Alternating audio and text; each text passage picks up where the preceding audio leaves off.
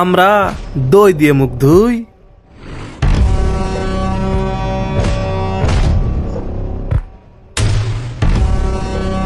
আমাদের সকালের নাস্তায় থাকে দই, চা, কলা, রুটি।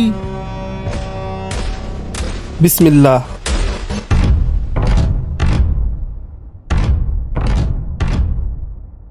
থালি আমরা শুভকাজটা সারিলি। ধ্যাৎ, আমি এই বিয়ে করবো না। আসল জিনিসই তো দিচ্ছে না। সয় সম্পত্তি নিয়ে আমি কি করব? দেখি চাও আমরা তোমার জন্য কি লিয়ে এসেছি। আরে কালার টুকি।